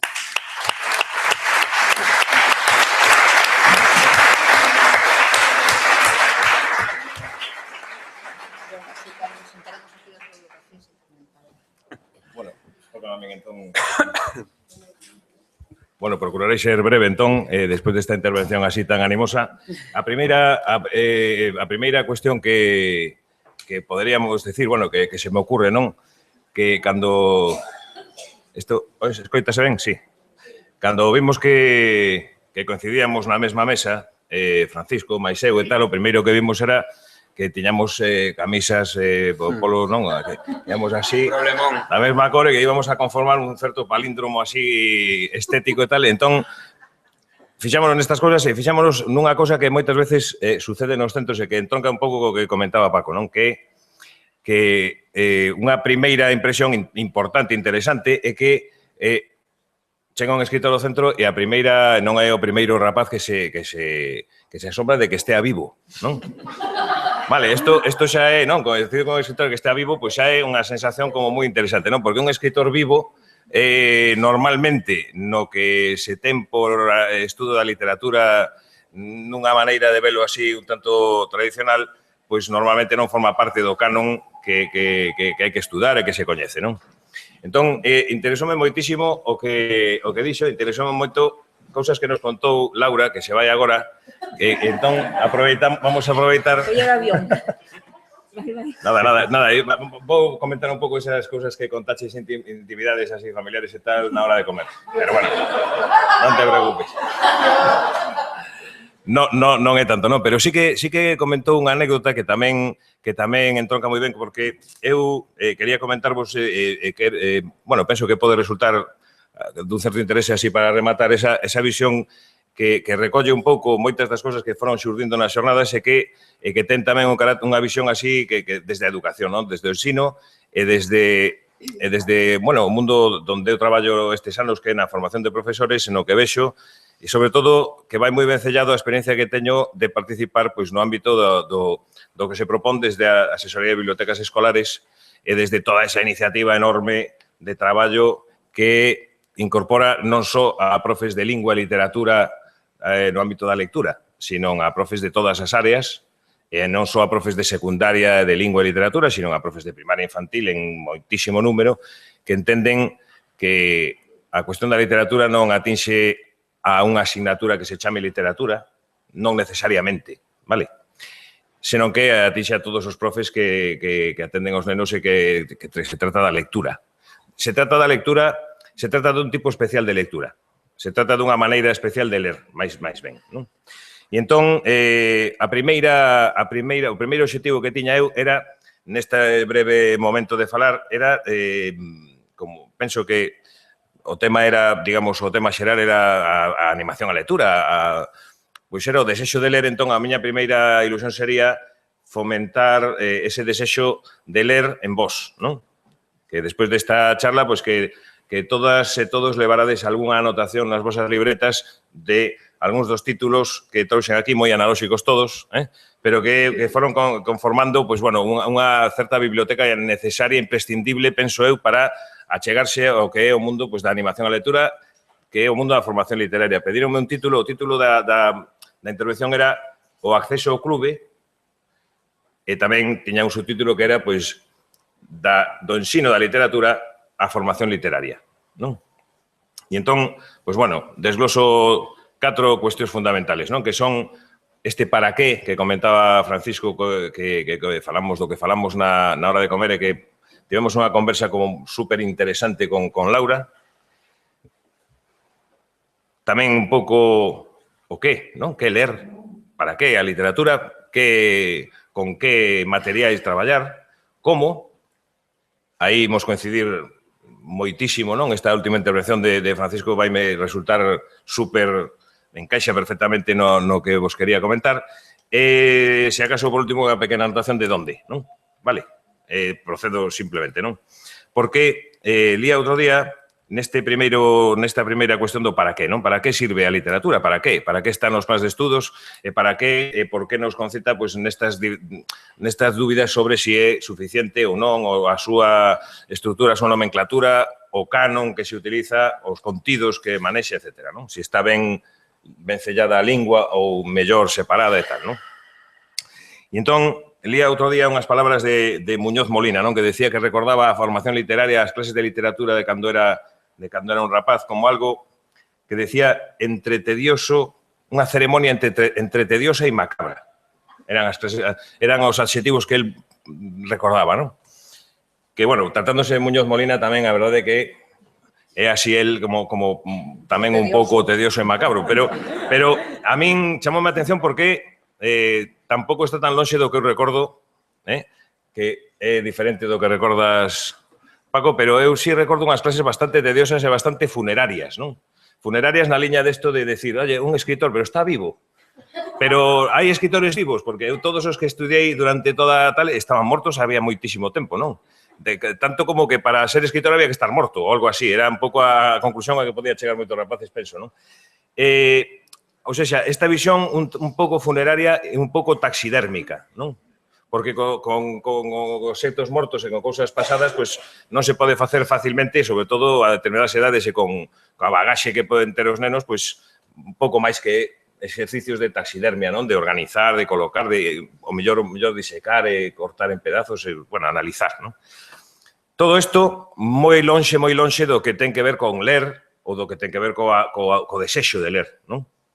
Por lo menos para min, que fui un lector devorador e tal, pero que, bueno, que nas clases de literatura nunca xamais, bueno, suspendinas habitualmente tamén, non? Pero hai outras maneiras de miralo, non? Entón, eu lín outro día empezo vos a propoñer lecturas, vale? Esta primeira é non, bueno, pode que non sexa a mellor de todas, pero casi, vale? Seguro que a coñecedes moitos de vos que é un libro de Guadalupe Jover. Sí, non? Coñecedero, non? Titúlase Un mundo por ler. Un mundo por ler. Se alguén non o coñece, mal feito, hai que lerlo. Este libro é imprescindible, vale? Decíame antes que falaba con Cristina e con Pilar, decían que pena, nestas xornadas podía encaixar moi ben unha charla de Guadalupe Jover, que ten unha visión tal, e digo... Mirámola, pero tiña unha xenda perfecto, non pasa nada, eu xa lle decía, non vos preocupedes, vai falar Guadalupe a través de min, como se fose eu unha marioneta dun ventrílogo, non? Porque teño lido os seus libros, escoitado as súas conferencias moitas veces, he falado con ela, he compartido actividades e tal, ten unha mirada como moi clara de moitas cousas, non? En este libro hai, pois, moitas citas, non? Moitas citas, pero hai unha que a mí me gustou moito, que é de Manolito, un personaxe de Quino, non? Un compañero, un amigo de Mafalda, coñecede lo que é un pensador realmente interesante, non? Decía que este Manolito decía algo así como ya va siendo hora de empezar a enseñar a historia hacia adelante, non? que tamén recordaba unha frase de Jerome Brumer que cita Guadalupe, non? Que Jerome Brumer xa é, bueno, outro pensador, Manolito tamén, Jerome Brumer tamén con certa impacto no mundo educativo, non? Que decía que a función da educación é a función de enseñar el pasado, tamén o presente e o posible. E isto é un pouco o que me levou a ese título, non? Porque eu pensaba que é certo que o ensino da literatura foi desde hai moito tempo, desde que está conformado, non? No século XIX, basicamente, non? Como un compendio dun canon, non? Que ilustraba a compañeira na primeira conferencia, non? O canon de escritores, sobre todo, non? Un canon de escritores, básico, non? E un canon non é nunca un canon inocente, non? Os canos fanos as persoas, non? Entón, eses son, bueno, pois son os escritores que se escolleron para formar ese canon, que ese canon na lingua castelá pois é un canon de conformación de sentimento nacional, non? De nacionalismo pois propio deses anos, daqueles anos de séculos, non? En Galicia o mesmo, non? No galego, pero podenos gustar máis ou menos, pero podíamos mirar outros cánones, non? E podíamos mirar o ensino da literatura non tanto como ensino, e revisar un pouco o significado da literatura. E eu propóñovos, bueno, pois unha mirada que está neste libro de Guadalupe moi ben explicada, moi ben vista, e que eu coincido, pois, casi todo, non? E esa tendencia a ver unha cuestión que ten máis interese, non? Máis que ensinar literatura, pois, traballar a formación literaria, que é algo diferente. A formación literaria que podíamos entender, así por resumilo moito, como algo máis alá da comprensión lectora. Inclúe a comprensión lectora, unha comprensión lectora forte, pero digamos que incorpora máis aspectos, non? Específicos. E entón, o primeiro que podía ser, non? É unha actividade, as clases de formación literaria, unha actividade na que a base fose ler, non? E non aprender, recitar ou memorizar cousas que pasan pola opinión de expertos ou a lectura de cousas que outros dixeron sobre as lecturas que ti non fas, non? Nunca lín os libros obrigatorios, por exemplo, non? Nunca os lín, pero é que os alumnos non os len normalmente, non? Vamos, penso, non sei. Sí. Bueno, Dolores cree que sí, pero eu penso que non, penso que non os len moito. Len resumes, len pequenos traballos feitos por outras persoas, porque moitas veces lles pedimos e lles valoramos en maior medida palabras que están un pouco fora do seu alcance, non? Penso. Pero, en todo caso, se a base da nosa actividade fose ler, pois pasarían cousas como as que relataba Francisco, non? E as que menciona, por exemplo, Guadalupe neste libro, que realmente é unha cita mínima, pero que está moi ben, de Michel Petit. Claro, Michel Petit é outra das autoras das que teño o seu libro aquí como unha recomendación lectora. Fixadevos que na páxina que teño marcada aquí, non? Michel Petit di, falando dos adolescentes, non? Desta época da secundaria, edad en la que no se sabe cómo definirse y en la que se tiene miedo también de las definiciones. Un momento en que habría que estar más que en otros informado sobre lo que le está pasando a uno. Encontrar palabras que le muestren a uno que en el fondo no hace más que compartir afectos, tensiones y angustias universales, aun cuando se declinen de forma muy diferente según hayamos nacido niña o niño, rico o pobre, en tal o cual rincón del mundo.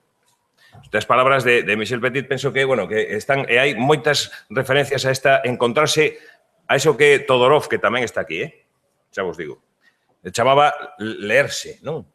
Leer para leernos, non? Para topar que os nosos sentimentos, que o mellor non sabemos moi ben como expresar, están sentidos por outras persoas e se vivir dunha maneira máis plena pois as cousas que nos suceden, non? Ese podía ser un dos obxectivos da nosa asignatura, non? Ou do noso traballo. Ler, e ler para lerse, non? Para que os rapaces poidan atopar unha maneira de expresar o que sinten máis alá do que eles son capaces, o mellor, de entenderse a sí mesmos incluso, non? Vale. Todorov, la literatura en peligro. Interesantísimo. Todorov, un dos precursores do estructuralismo máis forte, que narra neste libro como se atopaba que lle axudaba o seu fillo a facer os deberes de lingua, que lle poñían os profes influenciados polos seus pensamentos e que lle poñían unhas notas bastante malas, non? Entón empezou a decir isto, este libro é fantástico, non? E despois de Michel Petit, pues poderíamos, antes de que me esqueza, El arte de la lectura en tiempos de crisis, que está en Océano Travesía, este é un libro moi interesante, vale? Como todos os de Michel, Seguimos. Ler para coñecerse, ler para coñecer e para mellorar, ou mellor, incluso para coñecer a estrutura social, esta dimensión política da literatura que mencionaba Francisco, que tamén me parece interesantísima, non? Non podemos pensar que podemos vivir, os profes que traballamos coa literatura, vivir, digamos, agachados detrás dunha serie de ferramentas filolóxicas e ferramentas que están diseñadas e feitas por investigadores para intentar entender e desentrañar os mimbres constructivos que ten, os recursos que se utilizan para crear literatura, pensar que estamos facendo unha cousa aséptica, non? Ali no laboratorio taxidérmico ese que temos de sintomas nominales e esas cousas que parece que temos saltamontes ou algo, non?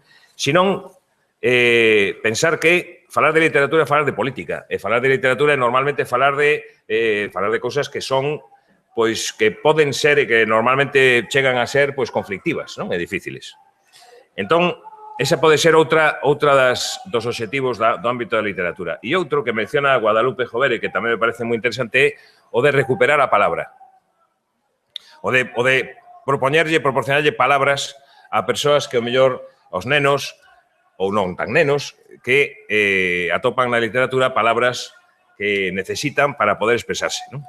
Vale, e con isto nos comentaba Laura unha anécdota moi bonita, moi fermosa sobre isto. Pero, bueno, estas serían, o fomento e o cultivo da imaginación e da fantasía, pois os posibles obxectivos dun ámbito literario que sí moi ben pode estar compartido coa lingua, pero tamén pode estar na clase de ciencias e pode estar en outros momentos do currículo e pode estar tamén en primaria, e pode estar en infantil, de feito está, non? Pero, indo un pouco máis alá, indo a como facer isto, non? Como facelo dun xeito máis práctico, pois eu falaría da primeira parte do título, que decía o acceso ao clube, non? E non era, digamos, unha maneira de falar así porque sí, sino que facía referencia a unha cuestión que son os clubes de lectura, non? Desde a asesoría de bibliotecas escolares e en todo este, digamos, mundo enorme de actividade que hai en Galicia sobre o ámbito da lectura, pois hai unha proposta que son os clubes de lectura que é especialmente interesante. E eu asisto cada ano aos encontros dos profes que se encargan dos clubes de lectura que se xuntan para contarse as anécdotas o que sucede nos clubes, como funcionan.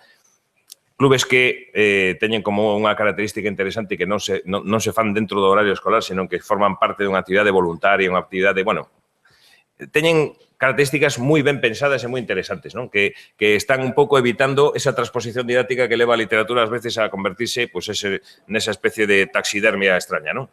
E entón, cada vez me convenzo máis de que os clubes de lectura cumplen e teñen todas as características que os grandes pedagogos da historia e sobre todo os momentos de renovación pedagóxica do século XX que marcan pois as directrices da educación ben entendida hoxe en día, é que un clube de lectura é o ideal do que sería unha boa clase de literatura. E que é un clube de lectura? Pois, basicamente, un clube de lectura é cambiar o concepto de dar clase de literatura por construir unha comunidade de personas que falan do que leen, non? Que falan de literatura e que falan de literatura, pero que non falan de literatura dunha maneira máis ou menos superficial, senón que teñen unha persona que media e que axuda a que ese falar de literatura vaya conseguindo que se vaya desenvolvendo esa destreza, esa capacidade, esa comprensión profunda e eso que chamamos formación literaria, non? Esa competencia para ler literatura. Eso sería, digamos, a grandes trazos, a proposta metodolóxica que está pois na liña das mellores propostas de metodoloxía non para aprender literatura, para aprender matemáticas, para aprender ciencias sociais, para aprender o que sexa, non? Aprender xuntos, aprender dun modo social e aprender mediante o diálogo, non? Pero isto non estaría completo e non estaría pechado e redondo se non tivera esa outra parte na que coincido plenamente co que propón Francisco, non? Que a parte creativa, non? A parte de desenvolver a capacidade creativa. E di outro dos autores que vos teria que recomendar, sin dúbida, seguro que coñecedes moitos de vos, que é Víctor Moreno. Coñecedes a Víctor Moreno? Se non, teño aquí un libro del que se titula El deseo de leer, que vai moi acaído para esta temática, pero ten moitos outros. Víctor Moreno é imprescindible tamén. Deberíades buscalo se non o coñecedes, non? Víctor Moreno é un dos, bueno, pues dos grandes autores precursores do que son os obradoiros de escrita, non? Que mencionou, evidentemente, a Gianni Rodari, pero que aquí en España pues, houve un precedente importante así nos anos 70, 80. Víctor foi un destes profesor, non? Que traballou neste, entendendo que a clase de literatura podía moi ben ser un taller literario, non? Un taller de escritura. E el, dúas cousas mínimas que rescato das súas propostas, non? Unha, que se queremos crear lectores, pois a proposta mellor que podemos facer é traballar a escritura, poñer os rapaces a escribir, non? Porque unha persona que escribe aliméntase pois da lectura, unha persona que escribe sempre lee, non? E en cambio, pois non sempre temos a seguridade de que as persoas que leen acaben escribindo, non? Pero el, sobre todo, fai unha referencia moi importante que é a cuestión da emoción, non? Da paixón e da emoción. É dicir, se a literatura non entra pola emoción, pois non entra por ningún sitio. Os esforzos están condenados ao fracaso, non? Entón, el, digamos que resume en 4 cuestións o que podía ser o traballo da literatura, que serían, el di que a literatura, a lectura, e a literatura está para ser lida, para ser comprendida, para ser interpretada, pero tamén, e como parte fundamental e que sin ela queda coxa a actividade, para ser imitada e para ser transformada, para xogar con ela e para crear, e para escribir, e para imitar, etc. Non? Ao modo pues, dos talleres literarios, das vanguardas e tal. Non?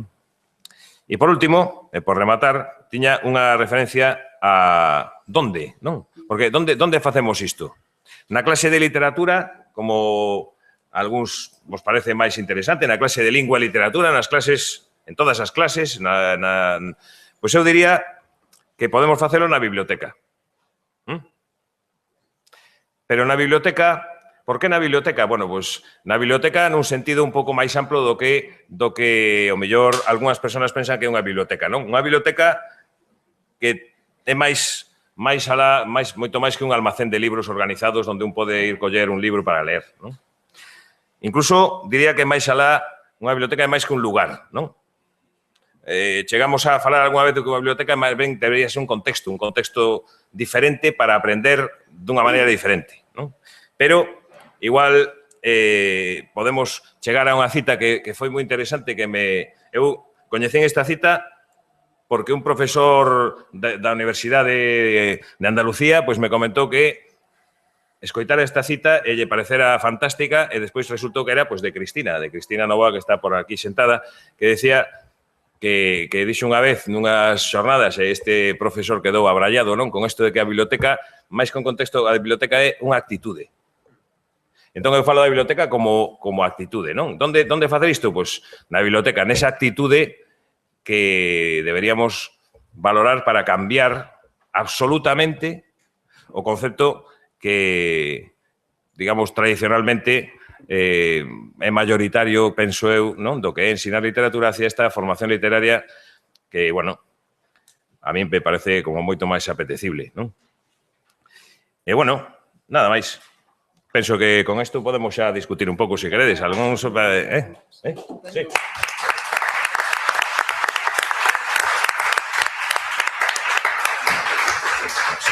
Bueno, moitas grazas a todos, especialmente a Paco, que fixo este esforzo final de síntese para que teñamos tempo con vagar e sin os atrancos habituais nestas xornadas, non, de as presas de última hora, para falarmos un pouco o que nos apeteza. Aproveito tamén un aviso. Apareceu abaixo un anel de cerámica. Entón, que o teño eu, vale, pois o rematarmos, se a persoa quere sair antes, pois ves aquí e mo pides, pero se non xa despois cho dou. Ábrese o debate, non sei se entre os membros da mesa, primeiro, se co público, acéptanse preguntas, retruques, comentarios, o que queirades.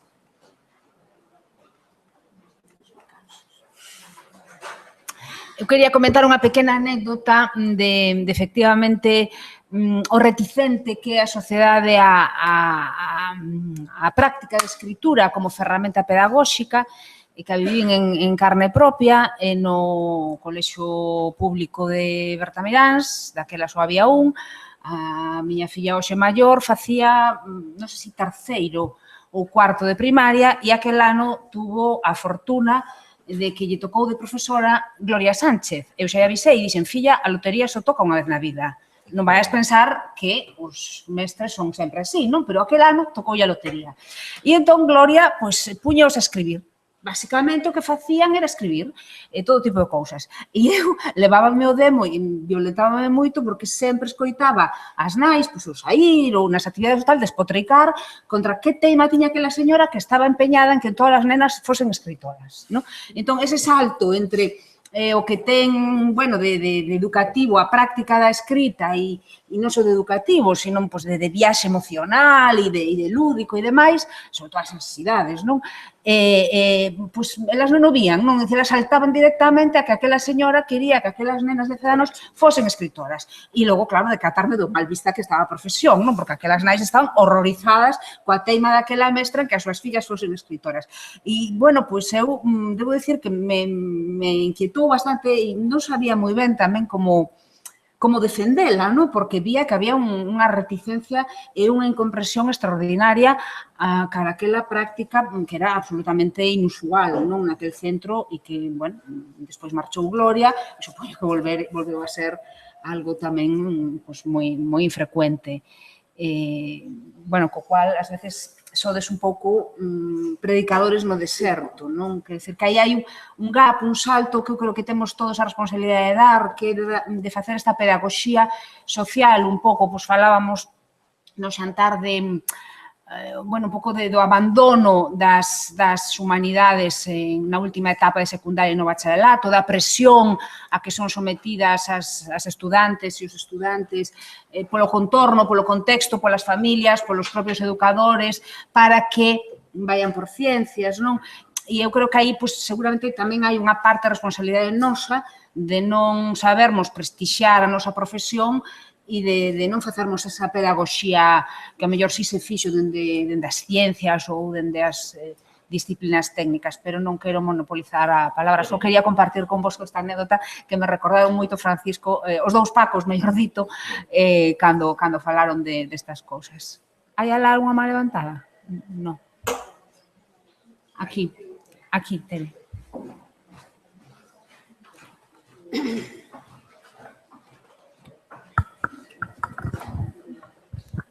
Grazas. Gustaríame felicitarvos os tres, pero de maneira especial a Concha, porque así como pola mañá sentín no primeiro día de vacacións, así como unha losa inmensa sobre a miña persoa do que teño que facer nas aulas, parabéns, pareceme brillante o que facedes, chapo. Si me gustaría saber como persoas, é dicir, como nace Espazo Lectura, é dicir, como persoas diferentes e voluntarias que non van cobrar, nin teñen que rendir contas a ninguén, como vos xuntades, como artellades o proxecto. Xa vin que sae Anxo por aí nas fotos, o marido de Betty Núñez, entón xa me asenciarei a maneira de tomar un café con el, que me conte máis polo miúdo, pero sí que igual a vosa experiencia nos anima, a min cargome mogollón as pilas, non? De que se poden facer moitísimas cousas tamén desde as aulas. Un pouco que nos contes iso, como nace, como vos organizades e como botades adiante este proxecto que a mí me parece, vamos.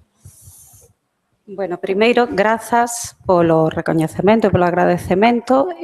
Digo grazas en nome das aproximadamente 25 persoas que formamos o equipo. Veríades, de verdad que non é falsa modestia, é a realidade. Na primeira imaxe da miña proxección non aparecía o meu nome, porque eu entendo que represento un equipo de persoas, coordino, pero a min persoalmente o que me parece máis bonito do proxecto é o que dis, non? Como se implica a xente, non?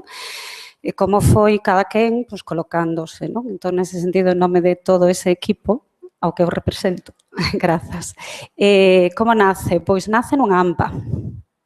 Eu teño dúas fillas, pois cando escolaricei a máis bella das dúas, sentín a necesidade persoal e egoísta de que a miña filla puidese participar en actividades culturais relacionadas ca lectura, non só escolas deportivas e todo eso que está ben, que eso sí que facía o Concello, non? Había escolas deportivas de patinaxe, de todos os deportes habidos e por haber, había un montón de oferta de outro tipo, pero realmente en Gondomar non había ningunha actividade relacionada con este ámbito pois, máis vinculado co de compartir lecturas, etcétera.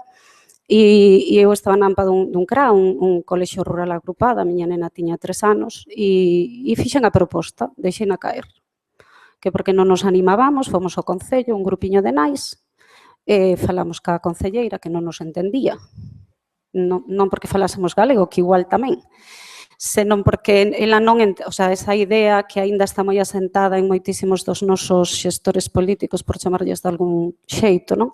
De que as bibliotecas son templos de silencio, onde un grupo de nais que se poña a contar contos molesta. O sea, isto escoitámolo nos moitas veces ao longo destes 10 anos. Moitas, moitas. Entón, houve que facer aí todo un traballo, por eso vos decía antes que eu iba a contar así o bonito.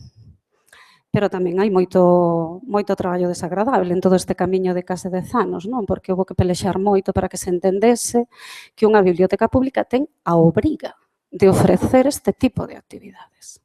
Que nós estábamos poñendo en bande, o sea, eu recordo unha vez, porque nos, igual que o das leis de educación, non? Nos levamos 8 anos con espazo a lectura, 10 anos desde que nace a primeira actividade e 6 gobernos municipais, con 6 concelleiros diferentes. Bueno, 5 máis o que estamos esperando agora, que ainda non está nomeado, non? E cada vez que hai un cambio de goberno hai que explicar todo isto, non? Nos tivemos que escoitar moitas veces eso de que podíamos molestar. O sea, a biblioteca de Gondomar non ía ninguén, de verdad. O sea, non ía ninguén. Era un espazo morto, baleiro, que abría 3 horas pola tarde, sin ningún tipo de vida. Cheo de libros sin expurgar, sin actualizar, sin nada. Entón, aí hai un traballo de ilusionar en construir algo que eu creo que foi fundamental no proxecto, non? É dicir, empezamos un grupiño de 5 nais para o noso cole e aquelo correuse a voz e empezaron a vir nenos de outros coles e entón vimos que aquilo podía funcionar e que podíamos autoxestionalo, digamos, non? A única que era profesora era eu. Dicir, do grupo inicial había unha rapaza que era peluqueira, había outra rapaza que era técnica administrativa, é dicir, profesións moi diversas. Eu dixenlles, mira, isto é cuestión de poñerlle cariño, como se estiverades na casa, pero para todos. E así naceu dun grupo de 5 nais. Daquelas 5 nais o quedo eu. Foi, a decir, a mí unha das cousas que me gustou do proxecto é que non creamos a asociación para facer as actividades, sino ao revés. Empezamos con a actividade de un grupo de nais, non éramos ninguén. Quero dicir que, de repente, as nenas marcharonnos do cole e nos quedamos... E ahora como asinamos isto? Porque antes poñíamos AMPA do Cranti a Cal ali, nos cartéis que poñíamos para anunciar a actividade. De repente, non. Poñíamos ali Concha, Rocío, Lupe, Loli... Non. E entón, naceu o Espazo Lectura.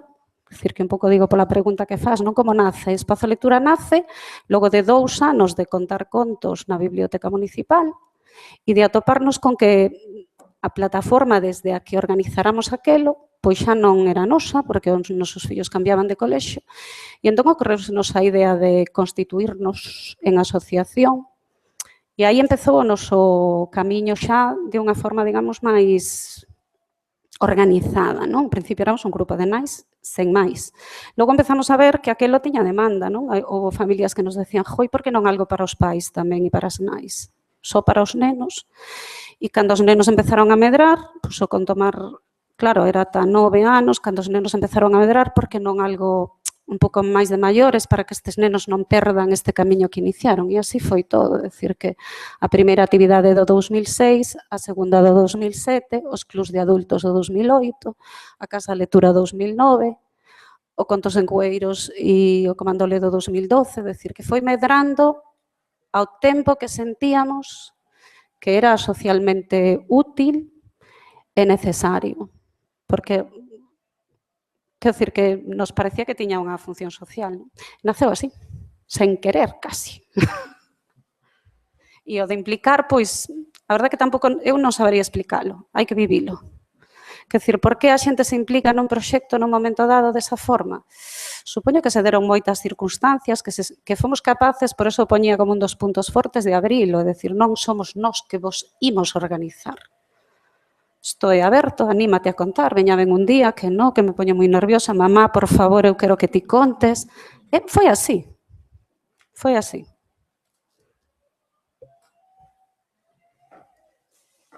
Mais.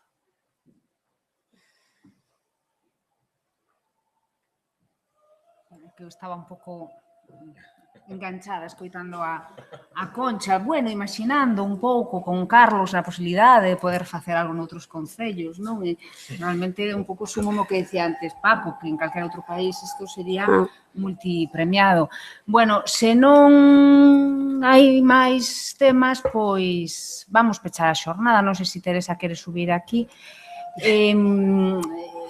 A compañeira acaba de decir unha cousa moi bonita que estaba no trasfondo da nosa vontade, que era cargarvos a pila, cargarnos todos un pouco a pila, non? É dicir, non sei o que vos dixeron pola mañá na presentación, porque eu tiña un exame que vixiar que na facultade, entón cheguei un pouco tarde, pero cando a sección de Lingua, Literatura e Comunicación do Consello decidiu organizar esta xornada e delegou na miña colega e amiga Teresa López en min esta responsabilidade, pois naceu un pouco primeiro da preocupación, non? Que tiñamos, que a máis unha preocupación que nace un pouco da constatación directa cando somos nais, cando somos pais e amamos a literatura e vemos as dificultades que tedes os ensinantes en transmitir ese amor pola literatura, bueno, polo contexto social, pero tamén por esa especie de sustillo que ás veces a burocracia escolar, non? Eso por unha banda, é dicir, nós éramos conscientes de que había que parar e repensar, de que se estaba a perder unha ferramenta educativa formidable por unha banda, pero tamén de que había un tren que non podíamos perder, non? Que era un pouco este tren do contorno digital e de que había que facer da necesidade de virtude e de que había que subir a literatura a ese tren para que non quedara definitivamente en vía morta. Non? Supoño que, quizáis, a eiva que pode ter mellor esta xornada é que quixemos facer demasiadas cousas nunha, non?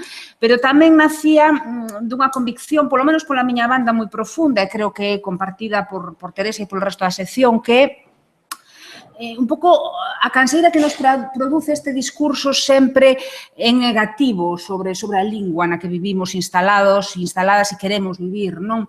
É sempre un tema que é tensionado, problematizado, cuestionado permanentemente, non? Entón, queríamos poñer o foco nas cuestións positivas. É dicir, como dicíaste antes, bueno, darnos un subidón, querernos un pouco, non? E sair daqui un pouco coa autoestima levantada. Neste sentido, estamos convencidas de que a literatura pois é unha aliada extraordinaria, porque temos uns textos, uns autores e autoras, unha historia da literatura bueno, vos a coñecedes, non vos lo teño que explicar, que pode ser, efectivamente, esa aliada fundamental nesa tarefa de prestixiar e de poñer en valor e de converter en socialmente útil vivir en galego, non? Este era un pouco os obxectivos da xornada, todo isto estaba detrás, e en última instancia tamén nos preocupaba moito o efecto que poida ter a LOMCE e estábamos a constatar, e eu creo que sigo a constatar, isto digo a título estrictamente individual, a falta de interlocución coas autoridades educativas. A min pareceme que non hai canles de comunicación entre a comunidade educativa e as autoridades. Non sei se funcionan moi ben. Desde logo, a miña comunicación foi difícil coas autoridades educativas e eu creo que a comunidade de ensinantes está necesitada de restaurar esas canles polo menos pola vía oficial. Existen pola vía oficiosa, seguramente, porque hai persoas con moi boa vontade e demais, pero algo, por exemplo, como que non coñezamos aínda quen formou o grupo de traballo que preparou o diseño da LOMCE, a min non me parece un bo sinal, non me parece positivo, me parece que no mundo no que vivimos iso non pode ser, que as cidadás temos dereito a información, que iso se paga cos nosos impostos. E, entón, esta xornada tiña tamén un pouco esa vocación de servir un pouquiño de punto de encontro e de, na medida en que desde aquí se poida, que non é responsabilidade en absoluto do Consello da Cultura, pero si queríamos un pouco xogar ese papel, bueno, poñervos un pouco en contacto a uns, a outras, que nos coñezamos, que nos poñamos caras para podermos ser todos realmente aliados nesa tarefa común e nesa preocupación común que temos, non? E, polo tanto, dende a sección, Teresa e eu especialmente agradecemos vos moito e todos os que viñestes a falar e que levades aquí todo o día acompañándonos e demais, pois a vosa paciencia, porque, bueno, sabemos que a xente está empezando as vacacións, tiñamos un pouco de medo de como sería, pois, un pouco a asistencia e a vosa resposta, e nada, pois, que estamos abertas dende a sección de Lingua, Literatura e Comunicación, bueno, a dar un pouco tamén respostas, demandas, na medida en que nos poidamos do que sexan os vosos intereses e as vosas necesidades. Por lo tanto, moitas grazas. Medín da organización, perdón, esas cousas dos diplomas e tal, que seguro que sabedes, é que a partir do luns estarán os contidos colgados na web do Consello, os PowerPoint que nos pasaron e os vídeos para poder escoitar outra vez e anotar esas bibliografías, por exemplo, que nos puxo Paco, eu xa apuntei de deberes. Credes unha última, que a mellor de todas, un título para ler no Brán. É un libro, ten anos, pero é o mellor de todos, vale? É dos anos 30, dunha autora americana que é Louise Rosenblatt. Coñecédelo? Este así exótico. Pois ides a alucinar, La literatura como exploración. Aquí está todo. Aquí está todo, Esta foi un libro moi difícil de conseguir durante moitos anos, pero hai unha edición nova que se pode conseguir doadamente agora. Este libro é magnífico, La literatura como exploración. Vale vos para que a partir de agora non vos preocupedes tanto de cubrir o temario, senón máis ben de descubrir ese temario cos alumnos. Xa sabedes, un clube de lectura e un obradoiro de escrita creativa, todo está solucionado. Na biblioteca, vale? Perdón,